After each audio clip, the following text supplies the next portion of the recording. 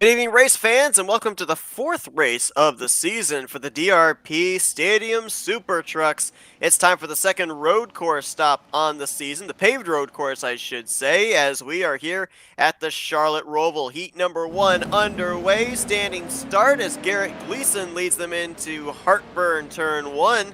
Seth Cole alongside of Matthew Rodriguez. And Matt, we've seen Stadium Super Trucks here at the Charlotte Roval before, but big field Ah, here tonight. yeah, I was going to say James Donahue got an amazing start, but I forgot Garrett Gleason doing that patented strategy as I see someone almost spinning in the back. Robert Kenny's in the infield. And he's going to save it. A lot of runoff here at the Roval in several portions of the racetrack, right there through 2 and 3. You've got a lot of access area down to the inside, so Kenny able to keep it in one piece. And 5 laps here in these heat races, so still plenty of time for Kenny to be able to mount a comeback and pick up a couple of spots before they take the checkered flag here. Yeah, but like I was saying, I thought Donahue got a great start, but I forgot Garrett Gleason really shifts it into 6th gear starting out and just drops to the back of the field. Even though there's only 3 gears in these cars, just for some reason, he doesn't try to push it on the heats. Not sure why.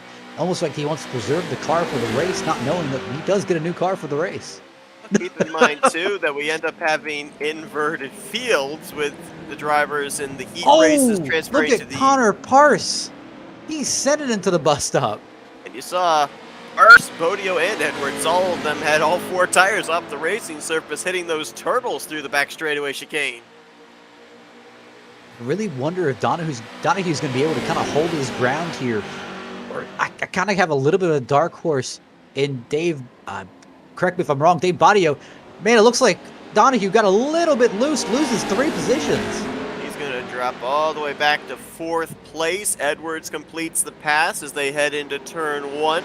Kind of Breeze up in the front. He's got a rear deck lid full of Bodio. Actually, Bodio's got trouble. Ooh, there might have been some contact. I think there was between himself and Bill Edwards. That checked Edwards up. Now Donahue's going to look to the outside off of turns 2 and 3. He'll swing around top side, move back up to 3rd.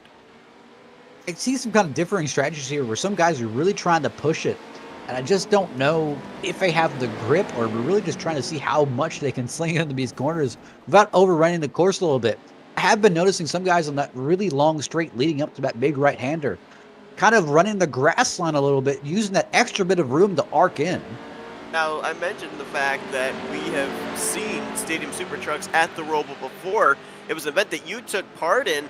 You know, we saw back at Canadian Tire Motorsports Park these drivers on a road course that's paved, and of course we had the Bark River dirt track. I mean, how much difference is there in terms of tire wear when you're running at a track that's covered in dirt as opposed to a track like today that's paved, especially with the way we see them sliding around these corners? I mean, realistically, wear is not really what you have to worry about with these tires. It's tire temp, making sure that these tires are not baking at 250 degrees. A tire, shockingly, at about 175 degrees, 150 degrees, grips a lot better than a tire at 300 degrees.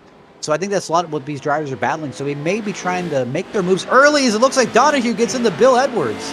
It looks like the two of them able to kind of right each other.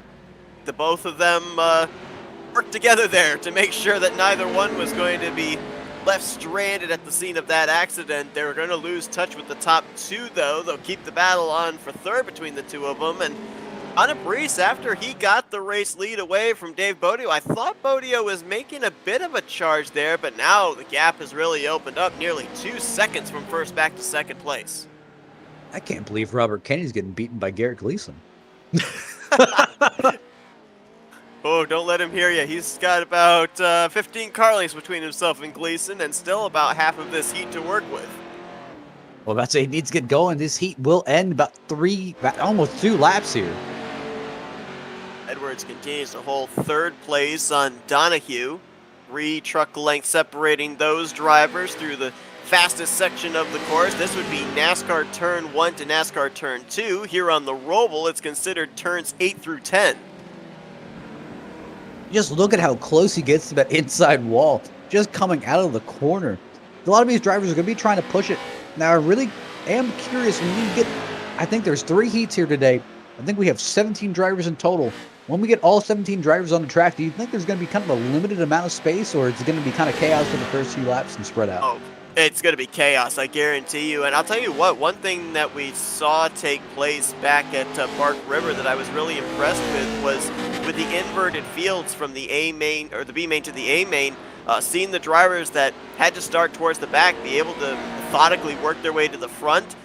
I think it's going to be a much tougher task for them here today. I think you're going to obviously want to get those points in the B main, finish up at the front. But man, you are going to be on pins and needles trying to make your way through, as you alluded to, a 17-car field to get back up to where you finished in the previous event.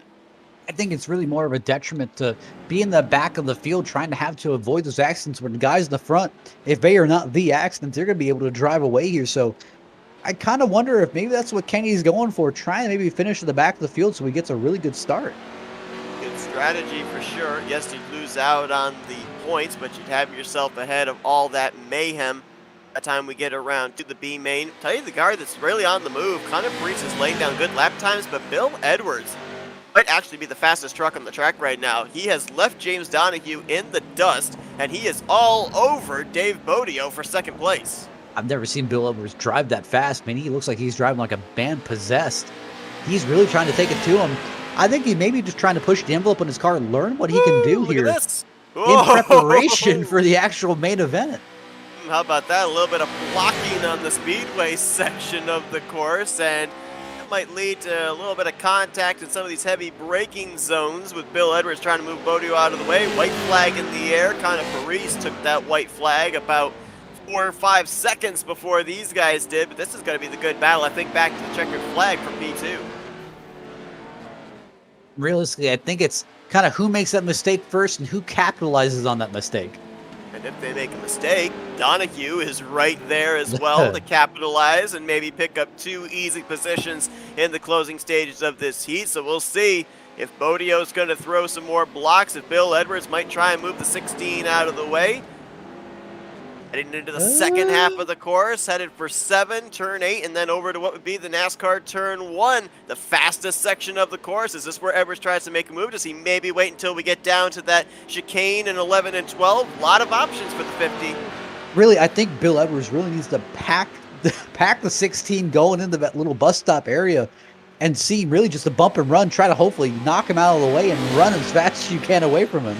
Look at him right on the back bumper. Might look to push him. Nope, he's going to dart to the inside. Ooh, actually backed his corner up a lot more than Bodio did. Maybe tried to fake him out. Look at Donahue. Oh, man, closing rate a ton. He's now up there in the hunt. Bill Edwards. He's going to be able to get the momentum off the corner. Remember, he backed up his turn there into the chicane. He's going to clear for second place. Now Bodio is the hunter as they head for the final turns. Now there's still 2 more corners left. They can kind of send it in here, but I think Donahue's going to send it the most. Let's see if he does. Yeah, slides it in, but can't get there. And Edwards is going to hold on for second behind Connor Parise. Bodio in third, Donahue in fourth. And Garrett Gleason still coming around through the final couple of corners, as is Robert Kenny. Looks like they will be 5th and 6th here in this heat. But wow, with the closing rate we saw there of Edwards up to Bodio and then Donahue on the both of them, that's going to be a lot of fun to watch when we get all 17 trucks on the track. Easily so. And right now we're in heat number 2 and got some interesting names in here. Really, one of the most names that pops out to me has to be both Philip Scott and Mike Tellier. And John Cannizzaro, too. I mean, Cannizzaro almost won our dirt race earlier today. I saw him earlier on tonight at Bristol Dirt Short Track, and now here at the Charlotte Roval in that 12 machine as he's alongside of our pole sitter Steve Cageman, Ryan Mccann and Mike Tellier in row 2, Philip Scott and Cameron Peterson in row 3. Green flag's out. Cageman's going to lead him into turn 1. Let's see what they're all going to do. It's the closest they'll all be here in this heat for the entirety. Oh, Mike Tellier! Hello, Kitty. Oh, we got a flipper. We got a flipper. That, I believe, was Philip Scott up and over. Look at him. He's perfectly perched. Oh, there we go. He finally fell off. Can he get over the wall? I don't know if that'd be considered, probably be considered course cutting if he went over the wall and headed over into turn 8. Man, Mike Tellier's taking no prisoners. He just ran down John Cannizzaro, knocked him out of the way, but Cannizzaro will have the preferred line. Look at Brian Mccann. Wide Mike here. Tellier sends him. Man, and you've also got Cameron Peterson right in this mix as well, and we know that these guys are not going to be afraid to use these trucks to move each other out of the way. These are fast-moving bricks, so to speak, in the way that they could take a beating, and these guys are not afraid to use every bit of the truck. Steve Cageman, though, he's looking back at that 2nd through 5th place and saying, yeah, you guys keep racing it up. I'll just lay down some Q laps and take this checker. I just watched Mike Tellier really use and abuse John Cannizzaro as his brake pedal as he sends it in on Cameron Peterson. I love about this, I mean, if you're in a normal stock car, you do not want to hit those rumble strips there. If anything, you want to kind of straddle them or barely nick them. These guys, they are taking them full force. The trucks are leaving the racing surface, and then they counter steer it to the right, mash the throttle, and exit right out of the chicane. I mean, it's a lot of fun to watch them when they go through these 2 chicanes here, one in the back straightaway, one in the front straightaway. Cameron Peterson moving by John Cannizzaro, move him up to P3. You should have seen these cars with the 2018 Roval layout with that really just small bus stop area. These cars didn't even have to lift. They just ran over all the curbs. That's why it had to be changed.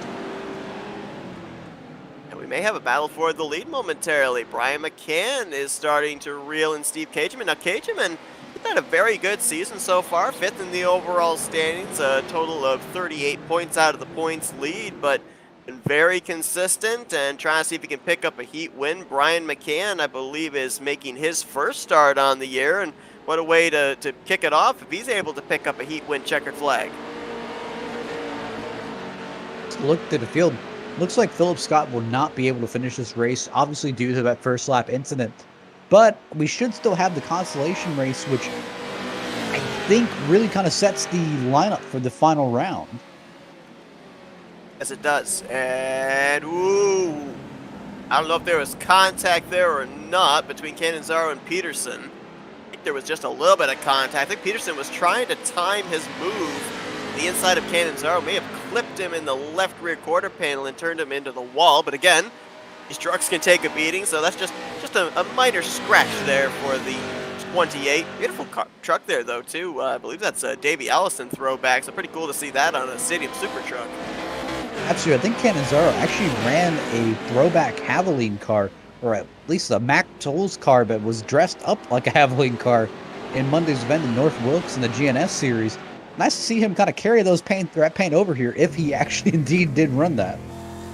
Riding on board with Brian Mccann, and one of the shots we love here is the in-car camera, just about where the driver would be, taking a look at how he's wheeling it through the corners. And one thing that I'm noticing here that we normally see at the dirt tracks that we don't necessarily see here at the paved road courses is not a whole lot of counter steer off the corner, just enough to kind of guide it and get the wheels pointed straight. Absolutely. And I think we didn't get a chance really to mention this, but course cutting is not allowed for this race and for this entire season. So it's kind of changed the outlook of this race versus last season where corner cutting was kind of the king here. So, thing I'll ask you is, watching these guys go down here into the back straightaway chicane, I mean, what would be considered course cutting here? I mean, would it be if you have all 4 tires to the left of that first, or to the right of that first rumble strip, or is there a fine line there of what you're able to do? But realistically, corner cutting is really defined by iRacing, where you gain, I guess, a really significant advantage on the track. Like, if we were to cut this last turn here and we're just go dead straight, we would get probably about a 5-second time penalty. And you've got about 35 seconds before iRacing would actually apply maybe a pass through or a stop and go. So you've got a little bit of leeway there, but obviously if you keep doing it, the admins will catch on. They will actually penalize you. Into this race, the point standings are pretty spread out.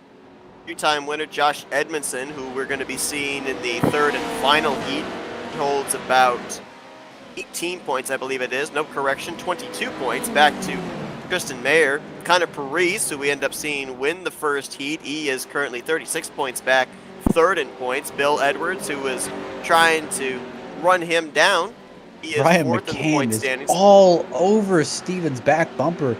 I think he may get him Cameron around. Peterson with him too, and John Cannizzaro. It's a 4-man fight for the lead all of a sudden. I think Cameron's just really waiting to see what Brian does here into the bus stop, because really, if Brian kind of runs that 22 just a little bit high, well, actually, maybe not. Maybe Brian or maybe Cameron may shove Brian into a bad situation. Oh, too hot. Oh, gonna make it through. Looks like it. Ooh, a lot of wheel hop there for the 22. Peterson's gonna get second. Here comes Cannonzaro. Right now, if Cannonzaro completes the pass, your top three are all gonna be drivers that are making their season debut. All making their first start on the year. Peterson, McCann, and Cannonzaro, who does indeed complete the pass on Cageman, heading down to the final chicane. McCann's going to try and send it here. Don't think he'll get it done, but obviously one more lap to go. He's got one last shot here in all the corners, and we saw how good he was entering that bus stop. Philip Scott has returned back onto the racetrack. He is 2 laps down, as you alluded to, though. It's going to give him some good starting track position for the upcoming B main. As the battle for the lead, the battle for the win is on. It's about maybe a truck length and a half, less than that off of turn number 4. All of a sudden, Cannonzaro, I don't know where he made his mistake. Might have been off the final chicane on the front straightaway, but he lost a spot to Cageman. He's actually fallen back into the clutches of Mike Tellier for 5th place. So it's now a mano-a-mano for this race win. Absolutely. It looks like Cannonzaro had a little bit of issue getting off the quarter. Not sure if he had a penalty or anything, because he really slowed down and just let Cageman at a 22 by. So it kind of sounded like a penalty, but I'm not positive. If you're Peterson McCann making your debut, obviously you've got no points to build Tellier off of. So almost turns Cannonzaro. saved there by Cannonzaro. Tellier down to the apron to keep it going, but I mean, how aggressive are you going to be in terms of blocking, in terms of possibly moving your opponent out of the way if you're the 17 and the 3, because both of them, they haven't made a start yet this season. They got really nothing to lose except pick up a checkered flag. I said, I think I would wait until the actual main race before I start sending people here into these corners. It looks like Tellier might get turned by the 12. Oh, 12's going to send it into the final corner. Tellier takes him out. Contact, still contact, and it looks like Tellier's going to give the spot up there. Cannonzaro coming to the start-finish line. So Peterson, McCann going to be the top two. And then I just blanked out on who finished in third place. You guys saw it. You guys will remember, hopefully. Anyway, third and final heat. Because we have our final 5 drivers. Cageman, I believe. There we go. Thank you, Stephen Cageman. How could I have forgotten the pole sitter? Anyway, speaking of pole sitter, Bob Giaquinto, he's going to be the pole sitter for this third and final heat. Kevin McCann will be lining up kitty corner to him on the outside as the green flag is out. Vincent Valvano, Tristan Mayer are second in the points, and Josh Edmondson, our points leader in this group. So, in fact, this might be a pretty important third and final heat in the fact Kevin that McCann in the, or actually no, was Tristan Maher. Maher's flipped over. Oh, yeah, he's upside down. Yeah, I didn't even see him because the undercarriage was showing to the camera there. Oh, man. Giaquinto also got involved, but he's now rolling. But Tristan Maher's still upside down. Trying to rock the truck, trying to get it back on all 4 wheels. Oh, no, Giaquinto's upside down. Giaquinto backed up trying to get Tristan Maher, turned and accidentally rolled his own car. Now we have 2 upside down cars. Now he's turtled. Oh, my goodness. Now, I think the 23 actually got a black flag because he tried to drive backwards to assist Maher. But Maher's still upside down. He's still upside down. We'll keep tabs on him here as we watch the battle for the race lead. Kevin McCann currently leading Josh Edmondson. Vincent Valvano a distant third. 98 is still on the track, still trying to get that thing flipped back over. Hey, listen, he's now an obstacle. He's a new part of its course. He is. He's kind of like when NASCAR decided to put that tire wall down there at the exit of the back straightaway chicane. That's what he is over in turn 1 right now. This is actually what would have happened if NASCAR just put that cone over that pothole at Daytona. Oh, you're probably right. Just avoid the cone. And it looks like Tristan Maher is still there. Here comes the oncoming traffic. All going to keep to the left. He's kind of out of the racing line, so he's not as much of an obstacle as one would think. Listen, he's got the best seats in the house. He's just turning himself sideways so he can watch it better. Yeah, and didn't look like anybody was willing to help him out there that time around, help flip him over. Realistically, he probably turned the wheel the other way or tried to reverse. He may actually be able to get out of that. Well, I'm looking at that as well, but I'm almost wondering if he turns the wheel the other way, does that flip it back onto its roof? Honestly, it's 50-50. I'd say try it. Yeah, maybe if he's lucky, maybe the 23 will be able to come off of pit road. Well, actually, no, the pit road exit is actually over in the entrance to turn 3, so even a car coming off of pit road would not be able to help flip him back over unless they made the circuit around. Yeah, I'd say it'd still have to be one full lap around before he'd be able to flip back over. And that's huge there for Tristan Meyer as well, with the fact that he's second in the points, trying to Josh Edmondson for the points lead. He almost did it. Oh, no, now he's stuck. Not saying he wasn't stuck before, but now he's smoking. Well, the fans on the front straightaway getting a show that maybe they didn't expect. The Circus Soleil of stupor trucks. Yes, watching Tristan Meyer try and get that thing back on all four wheels. Meanwhile, though, everybody around the racetrack getting true to this battle for the race lead. Kevin Mccann continues to show the way, but Josh Edmondson is right there, and they've got 3 more laps to go here as it seems like every time they come around into turn 1, Tristan, I don't think he's doing it on purpose, but it seems like the 98 kind of moves off to the side to let them on by. Then he tries to attempt to get the thing turned back over, comes back out into the racing lane. Do you think that's like an air, like, oh, there's Giaquinto. Giaquinto's going to try and help flip over Maher. No. Not the correct direction. Well, maybe if you just hit him again, you can hit him over the wall. Well, maybe. Oh, now Giaquinto's on the fence. Well, I've seen a lot of smoke from underneath that 98 now. I'm almost wondering if he overcooked the engine, trying to get that, overrevved the engine, trying to get that thing going again. Oh, there we go. We'll just scoop him off the track. We'll just snow plow him. What the heck is this? It's fine. Oh, wait. Oh, no, keep your foot on the throttle. You almost had it. Just hit him. I think you can't. There you go. Oh, no. Oh, no. Oh, no. Oh, boy. There's an entire race going. You try your best, but you don't succeed. I'm not singing it so we don't get a copyright strike. Oh, no, Giaquinto. Uh-oh. Oh, no. Now you put Maher in a worse situation. He can't get out of that. I'm getting flashbacks. Are you getting flashbacks? Because I'm getting flashbacks of a car up on top of a wall in turn 1. Oh, no. Or check up on top of a wall in turn 1. Good times. Well, now he's got the best view, I guess. Yeah. You see our leaders come by one more time. Josh Edmondson in the lead still. Followed by Kevin Mccann. What do they have to be thinking each time they come through turn 1? Like, where's the 98? Oh, he's there now. I'd be sitting like, how did he get up there?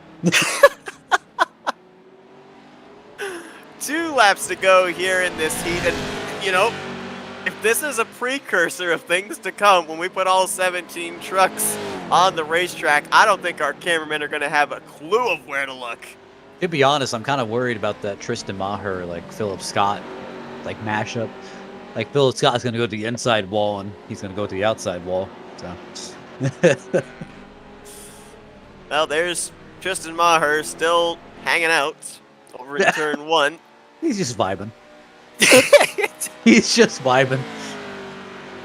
So he looks like he will be finishing in the 5th position here for this heat, which is not good, especially with the fact the guy that he's trying to run down the points lead for, Josh Edmondson, is leading this heat. And Giaquinto blew his engine. Oh, and he's back to pit road, but he did pick up the 4th position from Tristan Maher, so that's more than likely where he will finish out this race. The one guy we haven't talked about, poor Vincent Valvano. He's out there logging laps in the 3rd position, but he's just out for a little Sunday drive. And Vinny's just having fun. Yeah, Vinny's just here for have fun. There you go. White flag in the air. One more lap here. Edmondson, Kevin Mccann settle it out for this heat. Obviously, if you're Tristan Maher, you are the biggest Kevin Mccann cheerleader right now because you don't want Edmondson picking up those bonus points for winning this heat. You know, I think if you're Tristan Maher, you're just a fan of whoever gets you off that wall. You know, you're probably right. Honestly, it looks like Lightning McQueen. All we need is like MS Paint is like hung on. We're good to go. But there's no start-finish line in sight. It's back there a couple of See, corners. it's not where you finish; it's where your journey starts. Not Wait, about the I think destination, it's about the journey. I may have mistaken that one. I think it was the other way around. I think Confucius say you don't know what Confucius say. Wikipedia. I don't even know if Confucius said it. Doesn't matter. Who's Confucius? Good I feel question. there's a history class I've missed here. Hey, Google, who's Confucius? Why can't you be more like Anthony? We talked like F1 for like 20 minutes. Because my F1 knowledge is very extremely limited. That's unfortunate. You had Anthony go through all the F1 champions at one time, and I'm just sitting there as a spectator. We're buying time. We're buying time to the actual race starts. That's basically what we're doing right now, because Josh Edmondson is finally going to come around and take the checkered flag. Kevin Mccann in second, Delvano across in third. Giaquinto's going to get scored fourth, and Tristan Maher, man, he's going to take a hit in the point standings because of this heat. To lose out on some very valuable points that he could have closed up the points gap between himself and Edmondson. Edmondson taking this checkered flag. So now, here we go. All 17 trucks. Yes, indeed. All 17 trucks on the racetrack. Philip Scott is going to be the first one. Robert Kenny alongside of him in second. Justin Maher, Mike Tellier, Garrett Gleason, the top 5. Giaquinto, Canizaro, Donahue, Valvano, Cageman, that's the top 10. Then Bodio, Kevin Mccann, Brian McCann, Bill Edwards, Josh Edmondson, the top 15. Cameron Peterson, and Connor Parise bring up the rear of the field. Obviously, Parise, Peterson, and Edmondson, your heat winners, start at the rear of the field. We'll see how long it's going to take them to make their way through traffic. Eric Gleason makes it 4 wide by stopping on the front straightaway. See, Robert Kenny, Tokyo drifts into the first corner. There's a huge stack up. Someone's almost flipped over. That's the 22 of Stephen Kegman. They still keep it green. Kenny's still drifting.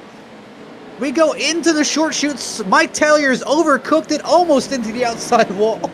3 wide. Oh, we got a death spinner. to the back. Is that Giaquinto spinning out in front of the field, I do believe? It was in front of a 3 wide situation as well. They all get through it. Giaquinto gets his truck refired and continues on. But look at this Hornet's nest from about 5th place on back. Oh, we got a flipper. Mike Tellier. Oh, my goodness. Well, you can't blame that one on me this time.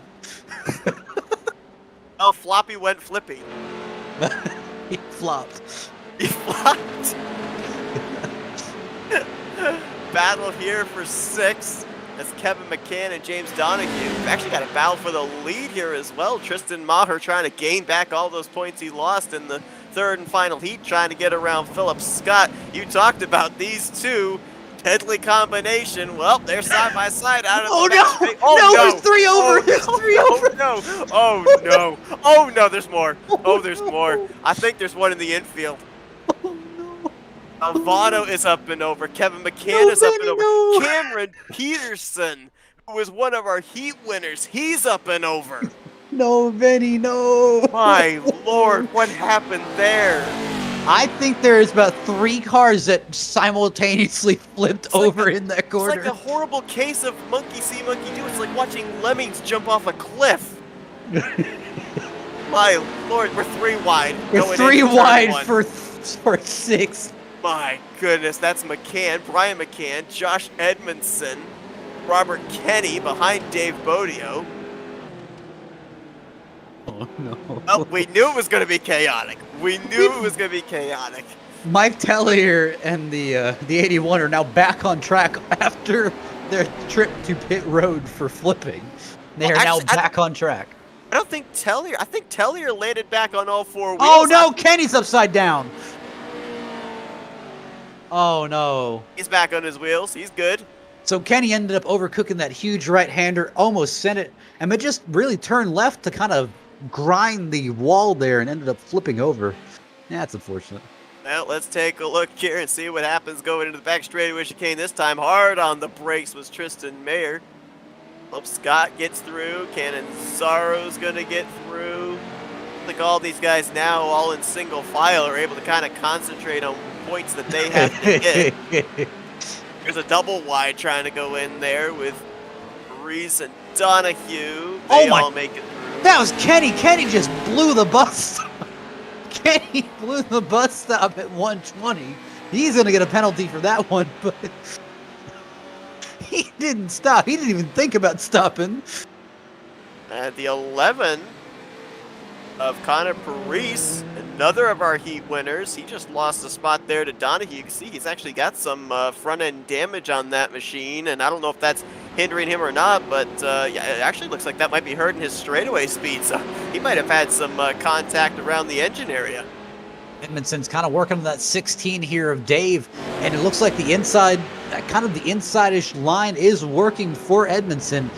Kind of trying to make it work, but you kind of see Bear back in the field. There's about a 2.5 second gap to that third place car. So right now, I really think they were just battling for fourth, seeing who will get that higher spot, kind of take away those points. And I'm wondering if guys like Tristan Maher, Philip Scott, Cananzaro are taking notice of the fact that Edmondson is the only one of the 3 previous heat winners that's been able to make his way up into the top 5. You've got Parise all the way back in 11th. You've got Cameron Peterson, last truck on the lead lap, back in 14th. Just proving that, yeah, you get those bonus points up, finishing up at the front, but when you're put back in traffic, there's very little room for escape.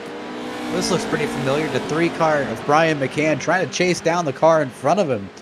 Right now, it's the 16, 3, and 50 of Bill Edwards, currently kind of in a 3-locked battle.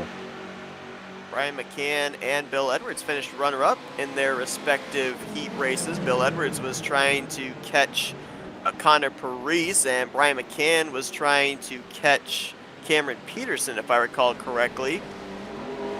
And we got battles on for 4th, and battle currently for 6th position. Actually, we got a battle for 2nd place.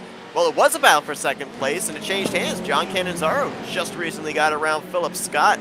He's got over 3 seconds, though, to make up on Tristan Maher.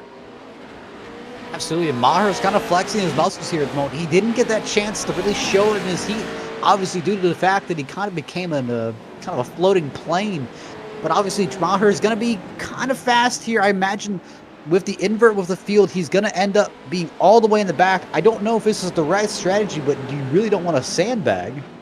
Well, especially if you consider the fact, too, that he lost a number of points with finishing 5th in his heat, and Edmondson went on to win that heat. So I think it's kind of the catch-22. You've got to get those points, but at the same time, he's going to be starting at the rear of the field for the upcoming A main if he is able to close out the deal there and win this. Look at Connor's 11 truck. That thing looks like a modified at this point. It has no front end, no rear end. No sponsor on the side of it.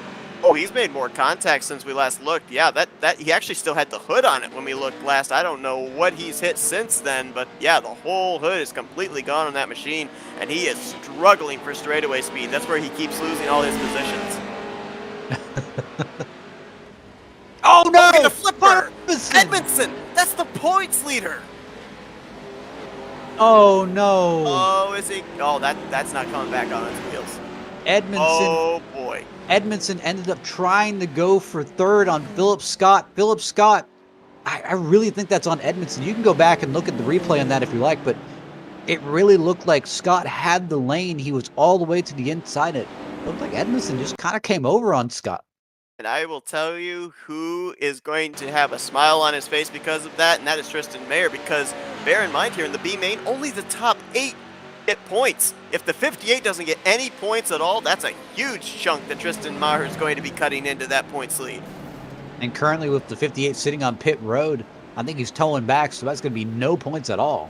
Wow, nice avoidance there by Brian McCann. He was double wide with, I think that was Bill Edwards coming out of the chicane, and nearly was in the path of the flipping 58. Julian still looking down here. Right now, it's the 98 of Tristan Maher, kind of putting on a clinic here. John Cananzaro managed to claw his way back up to 2nd. Philip Scott's now under fire by Brian McCann and Bill Edwards. Oh, Scott hit the wall. He flipped the wall with his left front. Oh, man, and look at that, ripping the whole front end off the 99. Just like that, it kind of changes the outlook once again. Now Brian McCann's kind of in that podium spot. Bill Edwards right there. Dave Bodio contacted the 50 chain bump as he then gets into Brian McCann. And, I don't know. I mean, the 3 got forced there into the chicane. Looked like he had his all 4 tires at the outside of that rumble strip. I don't know if that would count as a time penalty or not, but obviously he wasn't in control of how much speed he carried into the corner there because the 50 shoved him in. Absolutely. Just kind of seeing you see back there the urgency of the 16 out of both Dave and Steven really trying to get going, and that's really what kind of resolved in a lot of that bumping there. Oh, 16 right into the back of Bill. And you could see right there with this onboard how the back end was wanting to step out with that contact.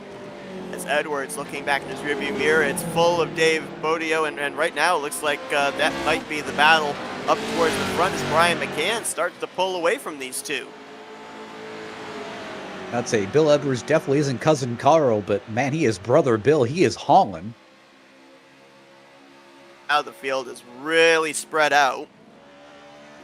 Dust settling, so to speak, of all the chaos there in the first half of this B main. And bear in mind, we've still got an A main coming up here. This B main running a total of 8 laps. The A main is going to be nearly twice that, 15 laps. And so with what we're seeing here, the kind of the survival of the fittest, the ones that were able to make it through the early chaos, that's obviously going to be the goal, I think, for a lot of these guys when we eventually get to that A main race. Man, Philip Scott has just been dropping like a rock. I mean, he went all the way from that 3rd place position all the way back to it almost looks like 8th, 9th now. Well, I mean, when you think about the Stadium Super Trucks, aerodynamics aren't necessarily something you consider, but I mean, wouldn't you think that, especially with the long back straightaway here, that might come into play with him dropping and having that whole front end gone? It could. But still, as long as you're not that down on power, you should still be pretty fast because these things really don't have very great of aerodynamics. But it could be that he does, in fact, have some engine damage. And here's the thing, too. If you run into early adversity, if you've got a chance, you've just got to stay in it because you never know what's going to happen. Case in point, Mike Tellier. First couple of laps, we saw him flipping through this section of the course right here to his left. He was barrel rolling. He got it back on all 4 wheels, kept it going, and right now up inside the top 10 in the 8th position. So if your thing's still running, run all the laps because you never know where it still might end up finishing. I'm telling you, a guy hoping for some little bit of Mike Tellier luck has to be both Gia Quinto and Josh Edmondson. Edmondson, after that contact, finally reemerges. He is not 1 lap down just yet, but Maher is on his way to hopefully try and put him a lap down. White flag is out. The bad news right now for Josh Edmondson, though, is he is about 38 seconds behind the Mike Tellier machine, which is currently in line to be the last truck to get points in this B main. So very tall task to ask with just a little less than a lap remaining. Tristan Maher, though, he is going to at least kind of stop the bleeding that he had early on in this one, as he was pretty much up on the wall there in the turn 1 entrance for the entirety of his heat. And he's going to be picking up some very valuable points. He lost, if I can quickly calculate it here, I believe that he lost 4 points to Edmondson in the heat race. He's going to gain those 4 points and 4 more back here, closing out the win in the B main with Edmondson getting no points. True, but on this really feature race, Edmondson will have the starting position advantage, while Tristan Maher will have to make his way all the way from the back of the field. A very good point. So yeah, maybe with the drop of the green flag in the upcoming A main, advantage to the 58, and that's where the most points are awarded out, is in the A main. Of course, Edmondson knows that. He's picked up 2 wins of the 3 so far this season. As through the final chicane, Tristan Maher is going to pick up the win in the B main. John Canonzaro, over 6.5 seconds back. He's just now heading through the chicane with Brian Mccann. They're going to be the podium finishers here for the B main. And now McCann was trying to catch him. McCann was trying. Oh no! Well, Edwards going to get 4th, and Bodio's going to get 5th. Steve Cageman, James Donahue, Mike Tellier going to be the last ones to get points in this B main, but Tristan Maher and Canonzaro, Brian Mccann, they got good finishes here in the B main. Now they're going to have to work their way from the back to the front in the upcoming A main. I'm gonna kind of wait and see. I'm gonna hold my tongue a little bit. It's gonna be touch and go, I bet. And there's a lot of fast trucks that are there at the rear of the field for this race that are going to be up at the front. Vincent Valvano, he was good in his heat. He finished third in his heat. Kevin Mccann was good in his heat. He's going to be, looks like, the pole sitter for the A main. Josh Edmondson, as you pointed out, back there in 13th, going to be rolling off 5th. And Cameron Peterson, who won his heat, going to be rolling off from 6th. So you've got some fast trucks towards the back of the pack here for the B men that are going to be getting the good starting track position for the upcoming A main. There's going to be some different strategies here. Obviously, we were informed earlier on, before the race started, that there was a possibility that these drivers would have to pit. Right now, we're kind of been told that the fuel window is about 14 laps, but there's 15 laps in the race. So, effectively, you're going to kind of make it around 16 times. And I'm almost wondering here, too, I've actually been a part of fuel strategy races at Charlotte Roval. What you gain in track position when you come down pit road, or I'm sorry, when you don't come down pit road, you have to manage that to the time you lose under green flag conditions. I mean, what is the capabilities of saving fuel in these stadium super trucks? Not great. That's kind of what I thought. And we see too that these trucks, they don't crawl. They certainly don't carry the speeds that a lot of other stock cars would have here at the Charlotte Roval. So the fact that they turn somewhat slower laps, I would assume that also would play into the fuel consumption. Extremely. It really just kind of depends on how really lenient you are on the throttle. If you're just hammering it the entire time, it's not going to save any fuel at all, but also making sure that you're kind of minimizing slides, that you're not trying to rev the engine out, but listen, you are braking respectfully, not trying to slam back on the gas. The three races so far this season, 2 of them have been won by Josh Edmondson, the other won by Connor Parise. We looking at these two to pick up another victory, or is there anybody in the field you're looking at that's going to snag the checkered flag from them? Really, if I had to pick a contender here at the moment, it has to be Tristan Maher. Just because even though he has to come from the back of the field, he's shown time in and time out that he has the speed. Now the question is, will he have enough time? I'm also going to keep my eye on that 17 of Cameron Peterson, like the speed that he showed in his heat, and he's going to be starting right alongside of the 58. So I think you give him the good starting track position. He's able to get himself up there inside of the top 2 or 3.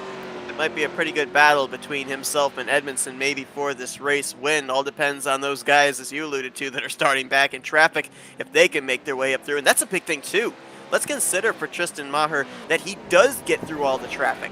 How much time does he lose in the process to those other fast machines? And then, after he's gotten through the traffic, he's then got to go to work and laying down lightning fast lap times to reel them back in. So you put yourself at a disadvantage in 2 ways. Well, the biggest kind of keys to Maher's race has to be, A, making sure you can get through traffic as quickly and efficiently as possible, not getting held up by any cars in front of you, but also, there's going to end up being a wreck. You just got to make sure you're not involved in it. There's Connor Parise in the 11. Did not get the finish he was looking for in the B main, so he'll be having some pretty good starting track position in the upcoming A main. There's Josh Edmondson, the points leader.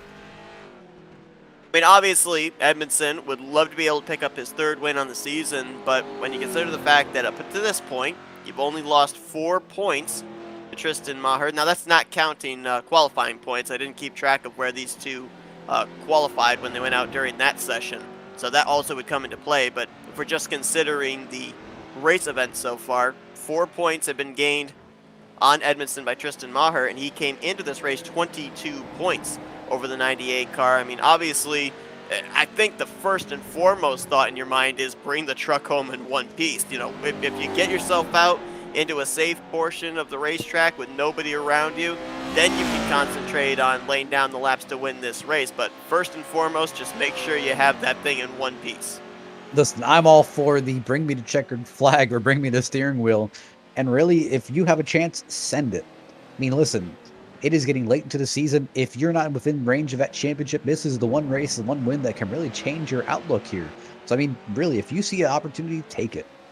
And think about some of the tracks we're going to after tonight. We go to Brandon next week. The following week, we go to Belle Isle in Detroit. I mean, those are a couple of places that you might look at and think, yeah, Charlotte Roval, I think I'll take my chances here rather than those places. Absolutely. And just kind of, listen, every track doesn't have to be your favorite track, but really just minimizing your bad days of tracks that you don't like and maximizing the days of tracks that you do like. That's really how you win championships. All right, warm-up coming to a close here, and we'll be setting these 17 drivers up for the 15-lap A main race. Again, much like we saw in the B main, some of the things to keep an eye on, the early chaos. These drivers are going to just have to make sure, first and foremost, that they get through maybe the first 3-4 laps when everybody's all clumped together, get themselves spread out, and then they can start going to work on the little 1v1 battles. As man, there's already a story in that top 3. Yes, there is. There's already a story in the top 3. Now let's see what happens here. Waiting for everyone to get on track. Flagman's waiting to wait for that green flag. Standing start as always. We're still waiting for the 58 and the 11 to get on track. I'm almost wonder if maybe they might think about starting from pit road. Nope, actually the 11 got on got on the racetrack. So did the 58. So here we go.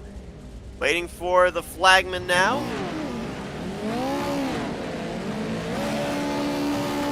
The flagman's really making his way here, and there it goes. Green flag is in the air. We're underway here in the 4th race of the season. Oh man, there's I'm already seeing that back there. Should we just sit back and watch? Look at Edmondson dive. Oh, Giaquinto's in the wall. Wide. At the tire barrier there. We're going to take him 3 wide to 2. Oh, we got a spinner. Nope, Donahue hangs onto it. Look at Edmondson. Edmondson is just on the attack, trying to get that lead early, just trying to get away from, he knows Maher is coming, but the main thing is making sure that he is not there. And Cannizzaro, he was leaning on somebody back there, trying to muscle his way forward. Looks like everybody's going to get through here safely. Kevin McCann. McCann is gone. Penny out of shape. He's going to save it. They're going to take him 3-1. Wow. Bill Edwards, what a slide move. As a Bill knows that this is the main event, he needs to send it now. Really, this is his opportunity to kind of steal a win out here. All right, so we saw, what, 3-4 trucks flip over on the first lap of the B main down here in the back straightaway chicane. Let's see what happens here. You got a bunch of drivers clumped up together. We're going 3 wide into the chicane. Oh, no. Why are we going sideways. 3 wide? Kenny's sideways. Vinny's upside. Oh, no. There they go. Vinny got hit when he was sideways. Still flipping. Oh, wait. Back on his, nope. Hit. Back on 2 wheels. Oh, maybe help him out. Oh no, Giaquinto's not good at this. He doesn't know which side. Oh, he's got the recovery team of both Gleason and Giaquinto. See if they can get him up. Oh my God! I think we got another car in trouble. Cannizzaro, I think, had an issue there out of the final chicane. Hey, they did it. Havano's good to go. Oh, Robert Kenny. I think he may have just full throttled the tire barrier there into turn 1.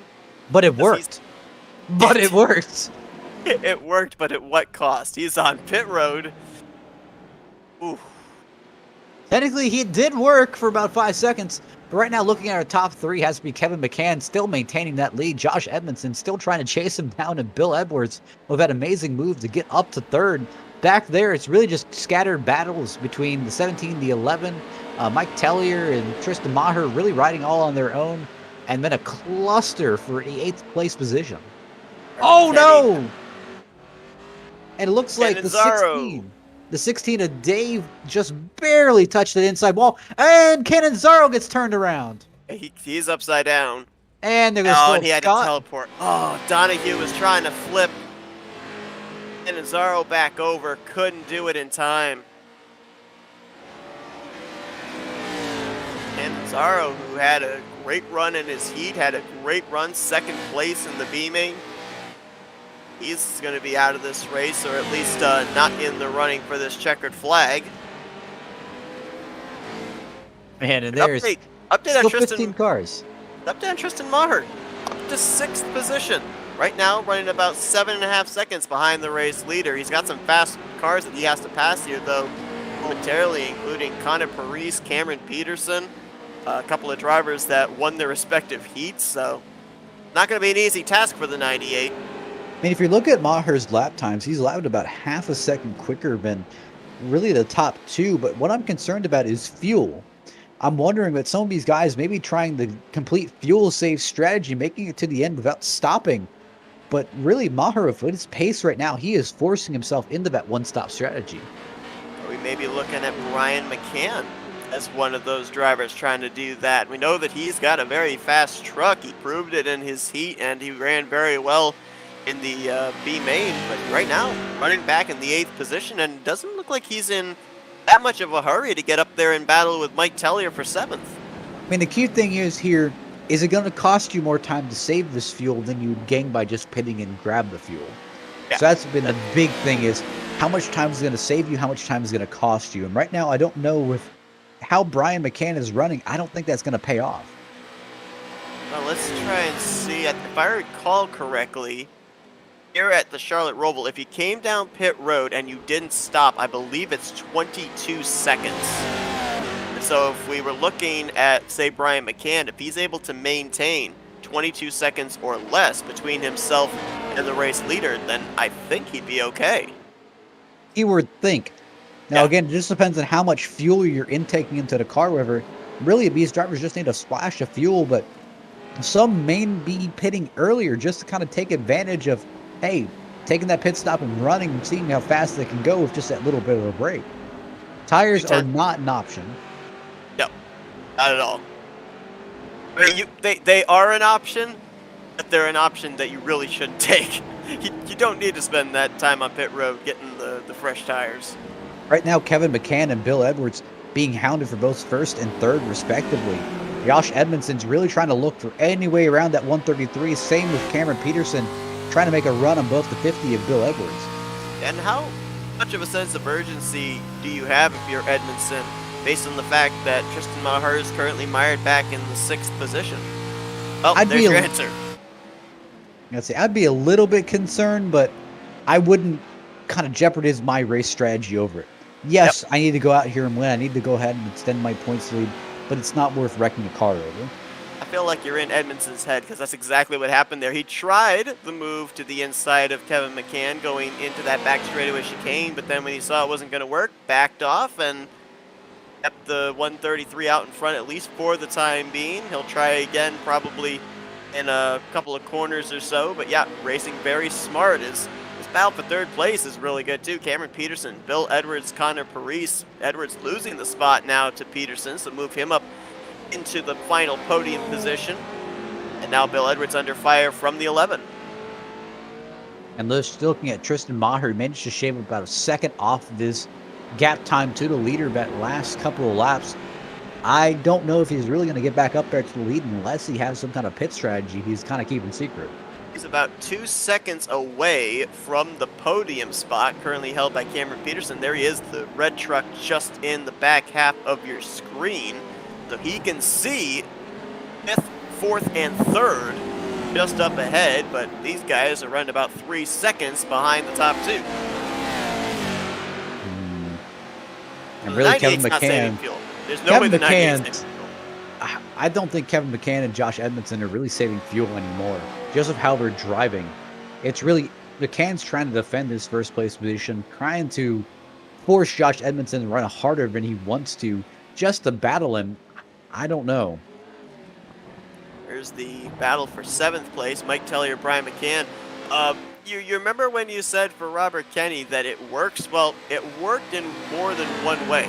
When Kenny jumped the wall, when his car died, he was further ahead than the 12 of John Cannizzaro, who was flipped over heading onto the speedway section, the exit of turn 8. Because of that, Kenny's going to finish 16th, Cannizzaro's going to finish 17th. Again, doesn't matter where you start, just matters where you finish. Oh boy. still third place 15 to cars fourth running. place, rather. Yeah. Well, actually, technically, oh no, Giaquinto's upside down and out of the pit lane. You never even got to the pit road access road. That's right on the left-hand turn from pit lane onto the access road to get off of pit lane. I'm not sure how you manage that. I'm not sure, but he's towing back now. And you see Venny back on track in the 38 truck. Hamilton's on for the lead again. Edmondson closing up the gap. Only lost a little bit of time there off of 8. He had it up on the back bumper of Kevin Mccann and now drops about a truck length and a half, 2 truck lengths back. Maybe trying to set him up here for the back straightaway chicane into 10 and 11. Maybe. Whoa. That's Razor's Edge right there. That left side got awfully close to the inside wall, and we saw what happens when you get the left side into the wall with Philip Scott back in the B main. That's the thing of making sure you're not making those desperate moves. That's really what cost the 58 on that first run. In that B main, is he really made a desperate move that he didn't have to make at that time because he was perfectly fine and forced himself into a mistake that inevitably cost him good points paying positions. So he's kind of really having to deal with the repercussions of that at the moment. So you mentioned about the fact that it's really difficult to save fuel in these stadium super trucks. Obviously, I think everybody was going hard to drop the green flag since it was the easiest way to be able to pick up positions with everybody clumped together. If that's the case, if you went hard for like the first 1, 2, maybe even 3 laps, is it too late then to start saving fuel to try and make it to the end? I think with how razor thin it is on fuel, where really you can only run 14 laps and you kind of have to do certain things just to get those 14 laps. I think if you don't save fuel any bit from the get-go, you're gonna be in a hole. Saw Connor Parise, well, he's been having some trouble there with turn 7 to turn 8. That's at least the second or third time that I've seen him brush that wall separation from turn 1 over to turn 8 with the right side of his truck. And that's going to allow Bill Edwards to start closing back in for the 4th position. Edwards took a look, showed his nose. Bill's fast, but I don't know if he has that patience, but I just saw that 98 barely appear on my screen. That 98 is coming. He shaved off a whole another second on that leader. And if you look at his lap times right now, he is the 2nd fastest truck on the racetrack. Fastest truck right now is Cameron Peterson. Maher is 2nd fastest, and your race leader, Kevin Mccann, right now is the Bill first Edwards. Oh, he's on pit road, but man, he smoked those tires getting on. I don't know, did he get that thing woed down in time? He crossed the line at 69 miles an hour. Nice. But he crossed the line about 69 miles an hour. I'm pretty sure pit road speed is about 40. Oh, actually, pit road speed is, 40 miles an hour. So he came in over 30 miles an hour too fast. So I think he's going to be sitting for just a little while. Tellier is in as well, and yeah, I think you're right. I think the Bill Edwards was hit by the speeding police because Tellier came down gas and go 4.5 seconds. Bill Edwards still sitting in his pit stall. So, I mean, you talked about the tire temps. Keeping an eye on the tire temps. As we know, doesn't matter what kind of a car it is. If you've got high heat in those front tires, they're not going to stop you as quickly as cooler tires would. I think that's really more or less just overconfidence. He was pretty confident that his car was going to stop sooner than it did, but inevitably he just locked up the tires and slid rather than slowing itself down. That's a tough break there for Bill Edwards, who was kind of trying to jump the gun in terms of strategy. He came into this race 4th in the point standings, and right now looks like he's going to be at least outside of the top 10 for the moment. He has returned back to the track, but just barely on the lead lap, last car on the lead lap, and in the 12th position. With him and Mike Tellier coming to pit road, does this draw more drivers onto pit lane now, or do they wait until the closing stages? I could see some waiting to those closing stages, but it's really, when do you think your fastest lap's going to be? And again, do you want to wait till the end where your tires may not be at their peak grip, maybe peak temperature, and try to do a hot lap off of pit road to kind of save your lap, try to keep up with those guys? Or do you want to pit now and try to undercut and see if you can continue pulling those hot laps? Take a lap around the Charlotte Roval on board with Tristan Maher, looking ahead to 4th place Connor Parise, and just up ahead of him you can see the 17 of Cameron Peterson. You know, at road courses, usually, a lot of times when you're racing another driver, if you're behind them, you kind of watch what line they're taking, where their braking zones are, try and figure out your strengths to their weaknesses. Is it the same here in the stadium super trucks, or is there so much happening with trying to make your way around the corners that you're not even really worried about that? You're more worried about your business and what the other driver's doing? Realistically, when you're kind of in that stalemate of, hey, I'm riding in 6th place and I want to get the 5th and I just can't seem to gain the ground, that's when you really start looking at that guy ahead of you and start analyzing, like, what is he doing? And then, you know, if you're mimicking what he's doing, you still can't catch him. That's when your mind kind of flips over to, I wonder what steering ratio he's running. I wonder what brake bias he's running. I wonder if he's just kind of riding the brake or he's slamming the brake real quick and then getting back on the gas. It's those kind of things that kind of run through your mind as a driver when you're trying to figure out, like, why is he so fast and why am I not that fast? I wonder if the draft comes into play here, because look how quickly the 98 was able to get up to the bumper of the 11, and a lot of that was just through NASCAR 3 and 4. So I think that they do get a little bit of draft possibly there on the faster sections of the course, the speedway sections, and we've got ourselves a battle for 4th place now here, as we are more than halfway through this race, going to be coming around to 5 laps to go this next time by. Connor's definitely not going to make Tristan's life a walk in the park. He's going to try to keep him behind, give his teammates a little bit more time to kind of work in that leader here. Edmondson still running in the tire tracks of Kevin Mccann. I don't know if this is more so the fact of Mccann has a strong enough truck to hold him at bay, or that Edmondson's just kind of letting the 133 lead for the time being and then make his move late. There you saw the 16 of Dave Bodio making his pit stop. Gas and go for him. He's down and away, currently in the 9th position, and 4th place going to change hands. Speedway section's been the strengths for Tristan Maher, and he's going to utilize it here through NASCAR 1 and 2. Now we'll see if Connor Parise tries to cross him over down here into the back straightaway chicane. Still looking through the field. Looks like still that 11 car still trying to attack the back bumper of that 98, not giving up an inch, trying to make sure if he slips up, he just capitalizes.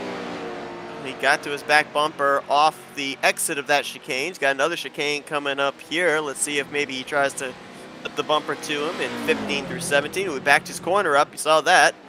See if he tries getting back to the throttle sooner as they come around to the start-finish line.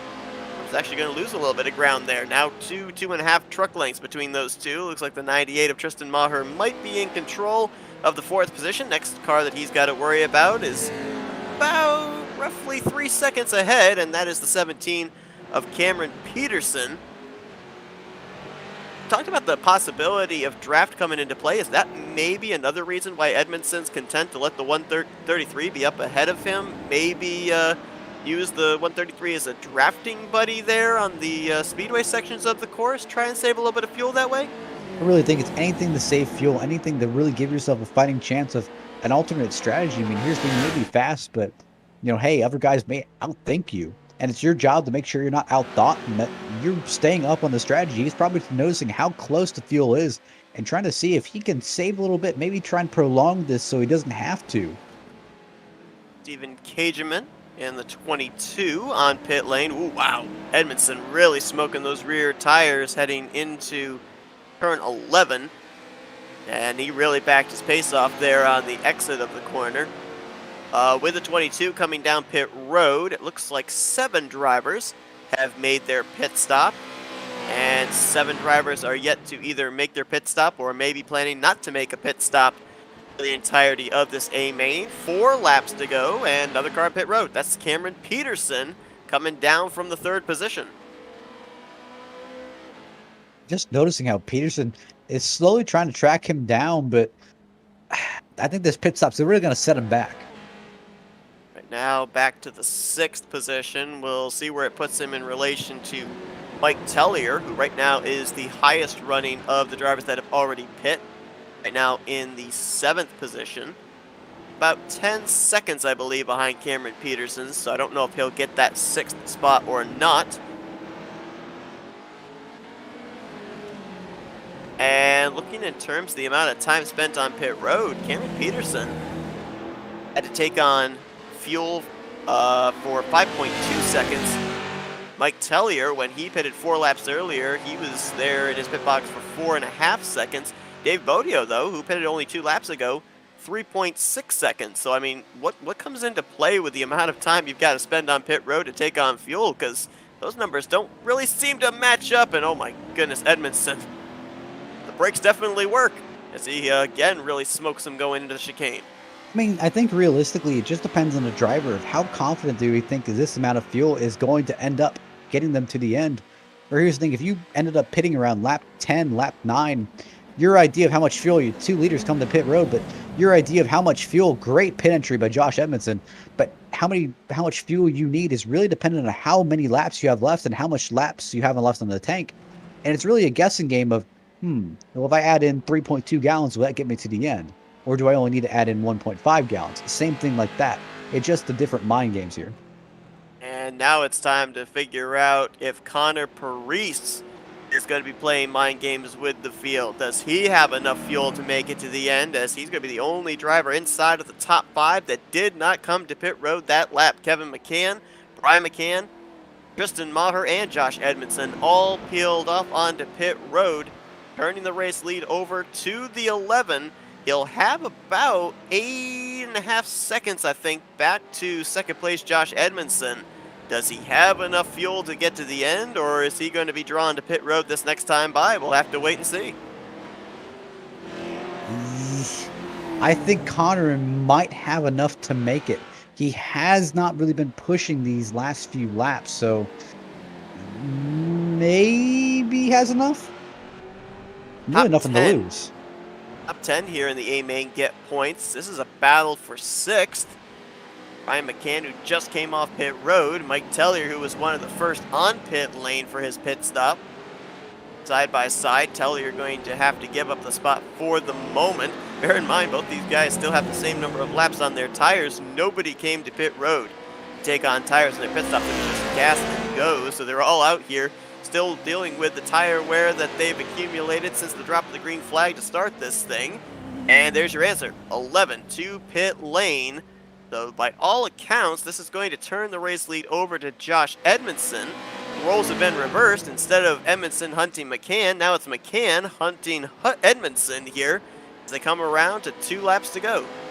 Realistically, Edmondson did exactly what McCann did, and he maximized that pit entry.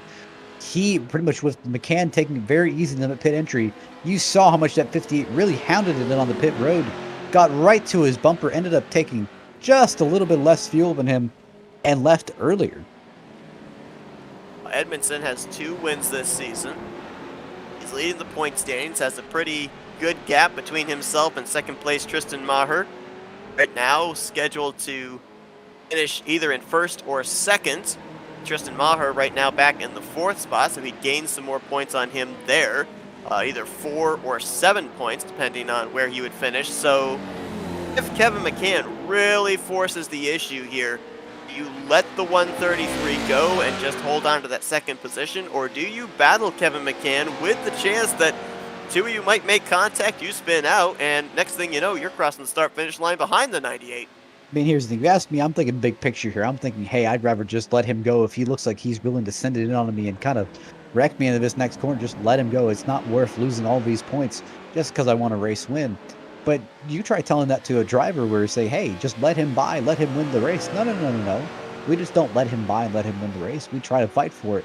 And that's the main thing is, I don't think Edmondson, even if his mind is screaming out, let him by, let it just play the safe move, he's not going to play the safe move. He's always looking for the win.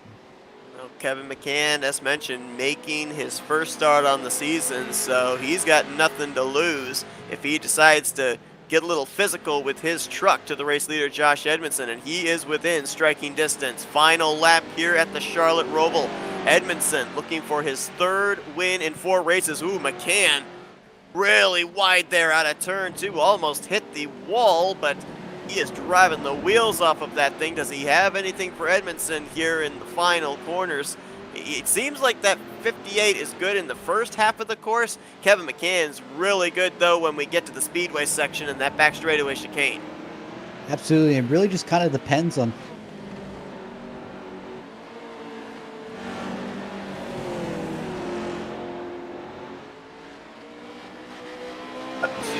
truck lengths between the 2 of them here, 2.5 truck lengths. Edmondson trying to keep himself looking out the windshield. Mccann not really within striking distance now. Let's see what happens here. Drive it in deep. We did, but I don't think he's going to be able to get there. About car length and a half. He's got one more chicane.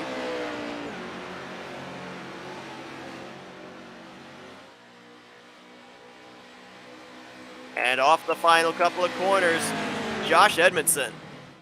No pressure. Well, as soon as I say that, Kevin Mccann drives it in deep, but not going to be able to get there. Josh Edmondson, third win on the season. And Edmondson. Well, that's one way to do a celebration. And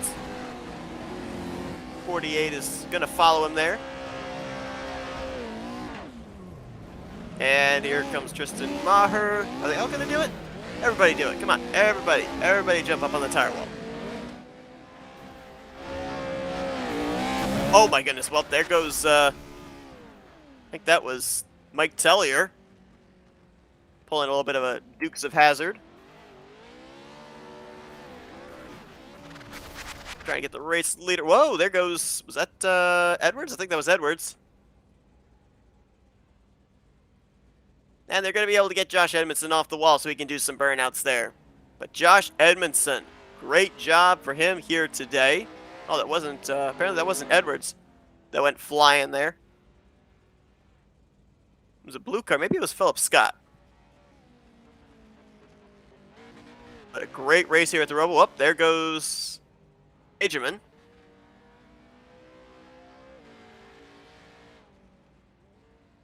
And we're going to be seeing if we can talk with our top three in just a moment. But first, let's take a look at the results. Josh Edmondson with the victory. Kevin Mccann's going to finish in second. Pit road was the deciding factor in this one. As Matt alluded to, Edmondson a lot better on pit road entry in terms of his attack mode. Closed up the gap between himself and Kevin Mccann and then led off of pit lane. Mccann was there within striking distance, but he just couldn't quite get that top spot back from Edmondson. Cameron Peterson had a fast truck all day, so he's going to finish third. Tristan Maher had to start all the way at the back, 17th place. And in the course of 15 laps, worked his way up to fourth, but he will lose some more points to Edmondson this week. Connor Parit's going to finish in fifth. Brian Mccann, Mike Tellier, Philip Scott, Stephen Cageman, and Dave Bodio are going to complete the top 10. We had 12 drivers finish on the lead lap. The last of those were James Donahue and Bill Edwards. Vincent Belvano finished 1 lap down. Garrett Gleason 2 laps down. And then Bob Giaquinto, John Cannizzaro, and Robert Kenny did not make it back to the start-finish line.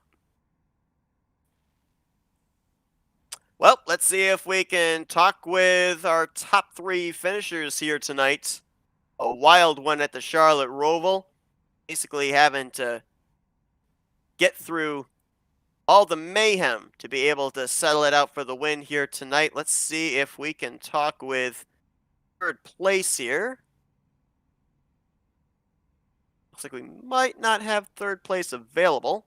So we might actually have to leapfrog him and go to second place. Let's see if we can talk with Kevin Mccann. Hey, Kevin, Seth up here in the FRM booth. You got me? Yeah, I got you. Wow, what a wild race here at the Charlotte Roval. Not only here in the A main, but also the B main was crazy. The heat races were crazy. I mean, first off, congratulations on the great run. But, I mean, how do you keep yourself mentally focused on all the different things you have to do? You gotta maneuver this truck around the track. You gotta be aware of everybody else's racing line, especially on the initial starts of this race. And oh yeah, then you also have to make sure you avoid trucks that are either flipping or barrel rolling or spinning in front of you. Yeah, it's one heck of a challenge here in these stadium trucks. It's really hard to be consistent. You got to exercise a lot of throttle control, and your braking points have to be on point. I mean, this truck is just real finicky, so just one little wrong move and you can mess up your lap. So staying consistent was pretty difficult, but I believe it was Josh there. I ended up just messing up on the fuel strategy there, and took 1 gallon too many there at the end, and he got around me. And when you have two equal trucks that are just as fast as each other here, it's just so difficult to pass unless you can force a mistake. So just wasn't able to do it. Yeah, we obviously know that these trucks, they can take a beating. Was there ever a point, especially going into the back straight or chicane and then that chicane just before the start finish line, of maybe trying to rattle his cage, try and move him out of the way? No, I could have, but I wouldn't appreciate getting raced that way. So I wasn't going to do it to him. And plus, there in the chicanes in the B main, I flipped just by hitting the curb too wrong, and I had a little contact from the rear too as well. But that's something you got to be very careful of. Just hit that curb the wrong way on the back straight there in that chicane, and you're going for a wild ride. So I wasn't gonna try anything there. Just try to force a mistake out of him, and he hit all his marks there, so he got the victory. Matt alluded to the fact that you guys don't really experience a whole lot of tire wear with these trucks on the paved road courses, but you do have to keep an eye on the tire temps because that's going to affect how your braking zones are going into corners, how much grip you're going to have when you're trying to slide the thing around through a chicane. I mean, how much of the effects did you feel of that the later the run went on, or was it a bit of a non factor here tonight? No, it definitely was. I actually overheated my rear tires there after those last 2 laps coming out of the pits, and it's real easy to do. Basically, if you're sliding at all, you're not going fast. So the trick is to try to keep the car pointed straight. Try not to slide it. Try not to get in the throttle too much. To be honest, it feels like you're driving a dirt car, but on asphalt. So you drive it the same way. You're coming off the corners. I'm rolling on the throttle probably 25% 50% and just slowly rolling up. You don't ever just mash it, and then you won't have any rear tires left. Well, a great run for you here tonight in the A main, Kevin. P2 at the Charlotte Roval. Congratulations on that. We're now going to give you the opportunity for some thank you sponsors and shout outs. Yeah, just thank the guys that put on the TNR league here. Haven't been able to run as much as I wish I could have, but anytime they put these stadium trucks at the Roval, I'm going to show up. So just thanks to Garrett and Mike who put on the show. It's Kevin Mccann. He's your runner up finisher here tonight in the A main at the Charlotte Roval. Once again, congratulations on a great run. And yeah, looking forward to seeing you if you make some other starts here this season, what you can bring to the table. All right, appreciate it, guys. Thanks. And we have our race winner, Josh Edmondson, standing by in victory lane. Let's talk to him now. Josh, Seth up here in the FRM booth. You got me? Yeah, gotcha. All right, so successful in your heat. I know the B main didn't exactly go the way that you wanted it to, but man, it gave you some good starting track position for the A main. And as soon as you got up there to second, up inside of the top two, never looked back. Yeah, definitely unfortunate in the B main. I actually was pretty happy. I made a lot of passes and was up front. Thought I could finish up front in that one, but stuff happens. So it did give me a really good starting spot, like 6th or 7th for the final main event. So that was good, and I was able to get right into second quick, which was cool. And then behind Kevin there, and Kevin was setting down a really good pace. So I was content just following him and trying to save fuel at first, thinking maybe we could make it, and then kind of realized that that's not going to work. So definitely knew I was going to have to try and either make a move or make something happen in the pit, which thankfully was able to do. I don't know if it was maybe I took 1 less gallon than he did, or maybe I got out of my pit stall a little cleaner. But yeah, just able to grab the lead there, and that was what it took. Kevin was running really fast, so I think maybe whichever one of us got out of the pits first might have won that one. We were running really clean with each other too, so that was a lot of fun. It's really interesting. I mean, you guys don't get rewarded for your good finishes in the upcoming events. If you finish well, you start at the back for the following event. You ended up winning your heat, start at the back of the pack for the B main. It was interesting because two of the three heat winners actually ran into issues in that B main, you being one of them. What was the mitigating factor in all of that? Was it trying to avoid drivers when they made mistakes? Was it just being blocked back there in traffic? I mean, what was it that led to the issue there? Having to start towards the rear of the field because I mean we saw all the chaos take place, but unfortunately we can't see the entire field at one time. So I mean, what was the main thing that kind of got you in trouble there? Obviously, it worked out in the end for your track position, but didn't get you the finish you were looking for in the B main. It was just a mistake. Another driver and I were side by side going into the corner. I think I was making a pass on, it was either third or fourth on him, and I think he locked up the brakes and kind of missed the entry there and hit me, and I flipped and got stuck on the roof, so I had to tow. So yeah, that put me in the back there. I was kind of surprised though; it wasn't all the way at the back. There must have been some other guys that had as bad or worse luck there. So yeah, that's what happened, but. It wasn't too bad. That's the first time it's happened to me here. I can't really complain. It happens when you race these trucks with that many guys. So We talked just moments ago with Kevin Mccann. The two of you were running nose to tail the entirety of this race. You swapped roles after pit road, but he said that he kind of felt that both your truck and his truck were on a level playing field in terms of speed. Were you just kind of biding your time behind him, waiting for pit road to be the deciding factor? Were you maybe saving some fuel behind him at any point? I mean, what was the strategy there? Because we saw you make a couple of charges at him, really driving it deep into the back straightaway chicane a couple of times to try and make a move. So, what was the strategy when you were running in second place for a good portion of the first half of this race? the first half was definitely saving fuel because he had really good pace. So I knew that just passing him or us battling would only hold us up and let Cam and the other guys catch us. So I was content following him there. And those deep runs into the chicane were actually mistakes. One of them, I was trying to adjust my fuel in the black box. The other one, I was adjusting my tires. So yeah, I locked up pretty bad a couple times and got my tire temps really high, which I had to really gather it back up after that. I lost some time because of that, and then I had to kind of let them cool down and make a run back to catch up to them again, which I had the draft too. The draft is big here. It actually does work in these trucks. So yeah, that was my plan early on. And then after that, I was going to try and use the draft to make a move on him or in the pits, and it came in the pits. So yeah, got lucky with that one a little bit, but yeah, I'll take it. Well, he came into this race with a pretty sizable points lead. Of course, 2 wins in the first 3 races, now 3 in the first 4 races. So definitely looking like the truck to beat. Still a number of races to run here before we crown a champion, but definitely looking like if anybody's going to take the championship, they're going to have to go through this 58 truck. Congrats on the victory here tonight. We're now going to give you the opportunity for some thank you sponsors and shout-outs. Yeah, I appreciate it. Definitely shout out you guys for putting the broadcast on. It's cool to be able to go back and watch this and watch it with send it to my family and stuff like that. It's cool. And then also got to thank everybody on the team: Jim Beaver Esports, Fistful of Bourbon, General Tire, Polaris Razor, Rigid Industries, Vision Wheels, Next Level Racing, Gibson Performance, and everybody else. It's a blast.